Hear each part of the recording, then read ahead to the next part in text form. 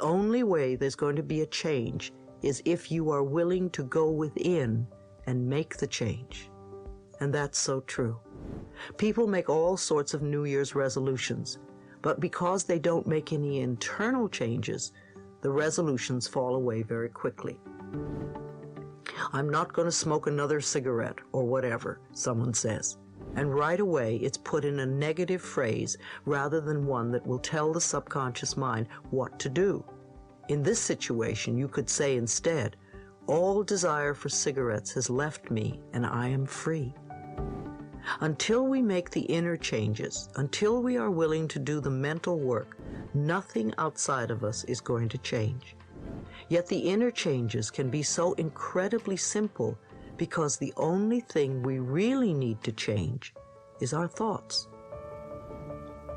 What can you do for yourself this year that you didn't do last year that could be positive? Take a moment and think about this question. What would you like to let go of this year that you clung to so tightly last year?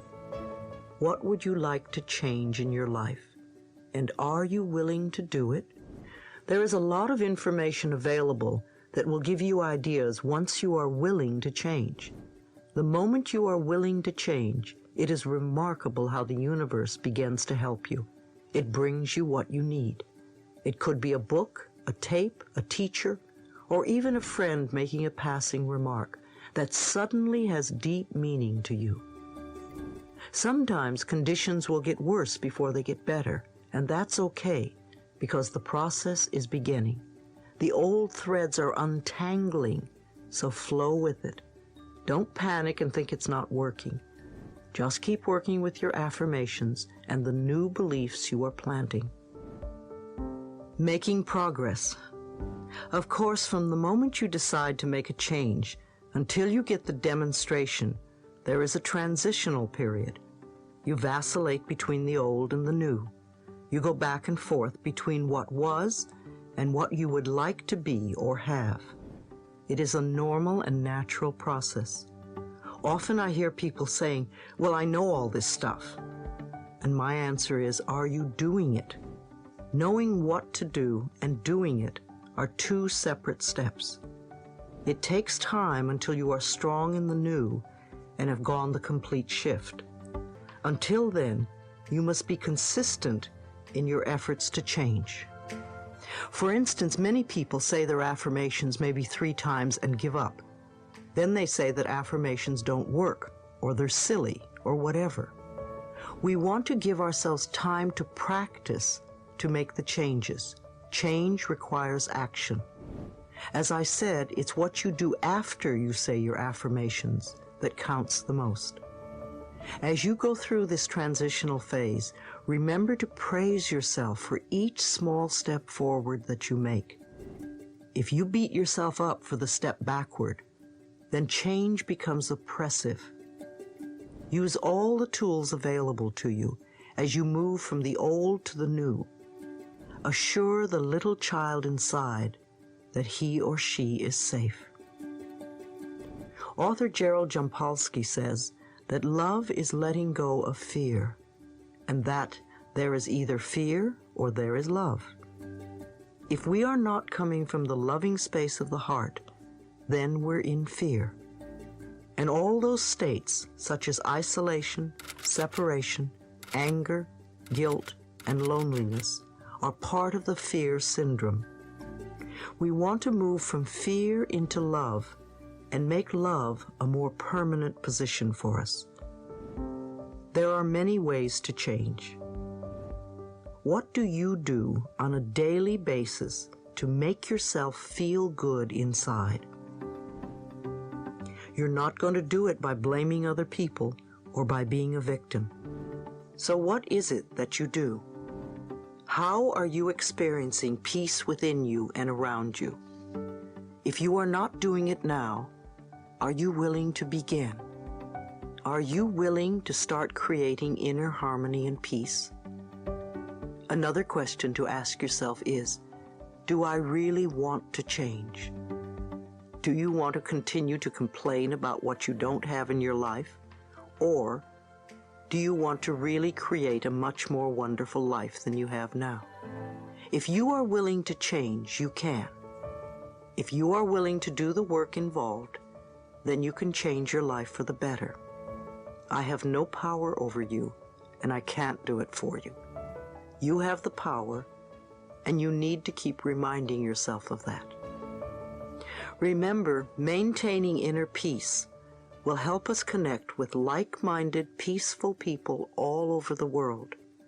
Spirituality connects us all over this planet on a soul level, and the sense of cosmic spirituality that we are just beginning to experience is going to change the world for the better. When I speak of spirituality, I don't necessarily mean religion. Religions tell us who to love and how to love and who is worthy. To me, we are all worthy of love, and we are all lovable. Our spirituality is our direct connection with our higher source, and we don't need a middleman for that. Begin to see that spirituality can connect us all over the planet on a very deep soul level. Several times during the day, you might stop and ask yourself, what kind of people am I connecting with now? Ask yourself periodically, what do I really believe about this condition or situation? And think about it. Ask, what do I feel? Do I really want to do what these people are asking of me? Why am I doing this? Start to examine your thoughts and feelings. Be honest with yourself. Find out what you are thinking and believing. Don't go on automatic pilot, living your life by routine. This is the way I am and this is what I do. No, why do you do it? If it isn't a positive, nourishing experience, figure out where it came from. When did you first do it? You know what to do now. Connect to the intelligence within you. Stress is another word for fear. We talk a lot about stress these days. Everybody seems to be stressed out about something. Stress seems to be a buzzword, and we use it to the point where I think it's a cop-out. I'm so stressed out, or this is so stressful, or all this stress, stress, stress. Stress to me is a fearful reaction to life's constant changes. It is an excuse we use for not taking responsibility for our feelings. If we can equate the word stress with the word fear, then we can begin to eliminate the need for fear in our lives. The next time you think about how stressed you are, ask yourself what is scaring you. Ask, how am I overloading or burdening myself? Why am I giving my power away? Find out what you are doing to yourself that is creating this fear within you that keeps you from achieving inner harmony and peace. Stress is not inner harmony. Inner harmony is being at peace within yourself. It's not possible to have stress and inner harmony at the same time. When you're at peace, you do things one at a time. You don't let things get to you. When you feel stressed, breathe and do something to release the fear so you can move through life feeling safe. Don't use the word stress as a cop-out. Don't give a little word like stress a lot of power. Nothing has any power over you. You are always safe. Life is a series of doors closing and opening. We walk from room to room having different experiences. Many of us would like to close some doors on old negative patterns, old blocks, situations that are no longer nourishing or useful to ourselves. Many of us are in the process of opening new doors and finding wonderful new experiences. I think that we come to this planet many, many times, and we come to learn different lessons. It's like coming to school. Before we incarnate at any particular time on the planet, we decide the lesson we are going to learn so that we can evolve spiritually. Once we choose our lesson, We choose all the circumstances and situations that will enable us to learn the lesson, including our parents, sexuality, place of birth, and race. If you've gotten this far in your life, believe me, you've made all the right choices for you. As you go through life, it is essential to remind yourself that you are safe. It is only change. Trust your higher self to lead you and guide you in ways that are best for your spiritual growth. As Joseph Campbell once said, follow your bliss. See yourself opening doors to joy, peace, healing, prosperity, and love. Doors to understanding, compassion, forgiveness, and freedom. Doors to self-worth, self-esteem, and self-love. You are eternal. You will go on forever from experience to experience. Even when you pass through the last doorway on this planet, it is not the end. It is the beginning of another new adventure. Ultimately, you cannot force anyone to change.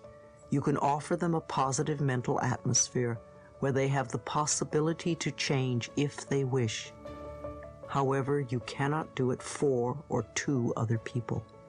Each person is here to work out his or her own lessons, and if you fix it for them, then they will eventually have to do it again, because they haven't learned for themselves.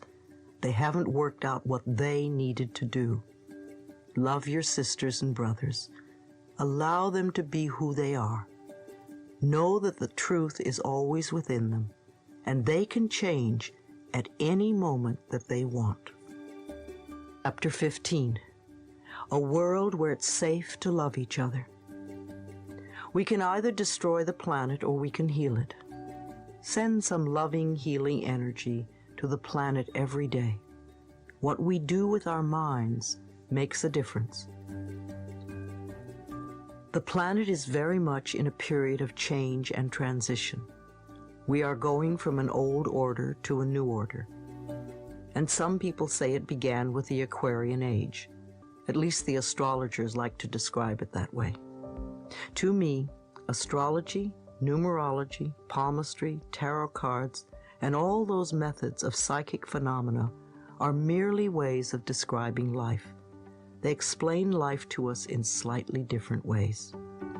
So the astrologers say that we are moving out of the Piscean Age and into the Aquarian Age. During the Piscean Age, we looked to other people to save us. We looked for other people to do it for us. In the Aquarian Age, which we are now entering, people are beginning to go within, acknowledging that they have the ability to save themselves. Isn't it wonderfully liberating to be able to change what we don't like? Actually, I'm not so sure that the planet is changing.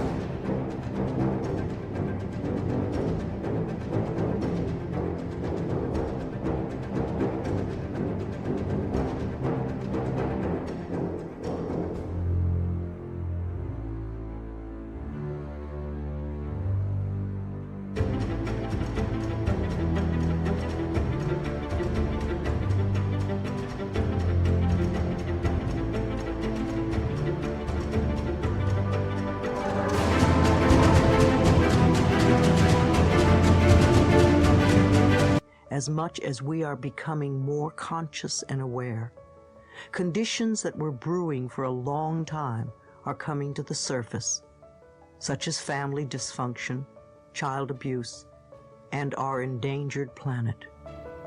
As with everything else, first we must become aware in order to make changes. In the same way that we do our mental house cleaning so that we can change, we are doing the same thing with Mother Earth. We are beginning to see our Earth as a whole, living, breathing organism, an entity, a being unto itself. It breathes, it has a heartbeat, it takes care of its children. It provides everything here that we could possibly need. It's totally balanced. If you spend a day in the forest or somewhere in nature, you can see how all the systems on the planet work perfectly. It's set up to live out its existence in absolute perfect equilibrium and harmony. So here we are, great mankind who knows so much, and we are doing our very best to destroy the planet by disrupting this balance and harmony. Our greed gets in the way to an enormous extent. We think we know best, and through ignorance and greed, we are destroying the living, breathing organism of which we are a part. If we destroy Earth, where are we going to live? I know that when I talk to people about caring more for the planet, they become overwhelmed by the problems we are encountering now. It seems that just one person doing something will not affect anything in the entire scheme of things. But that is not so. If everyone did a little, it would wind up being a lot. You may not be able to see the effects right in front of you, but believe me, Mother Earth feels it collectively. We have a little table set up to sell books at my AIDS support group. Recently, we ran out of bags to put products in, so I thought I would start saving the bags I received when I was out shopping. At first I thought, oh, you don't have that many bags by the end of the week. But boy, was I mistaken. I had bags coming out of my ears. One of my workers experienced the same thing. He said he had no idea how many bags a week he used until he started saving them. And when you put that in terms of Mother Earth, that's quite a few trees we're cutting down just to use for 1 or 2 hours, because we usually end up by throwing the bags away. If you don't believe me, just try it for 1 week. Save all the bags you receive, and just be aware of how many you use. I now have a cloth shopping bag that I use, and if I'm shopping and have forgotten to bring it, I ask for a big bag, and as I shop at other stores, I put my merchandise in 1 bag instead of collecting several. No one has ever looked at me twice for doing it. It just seems so sensible.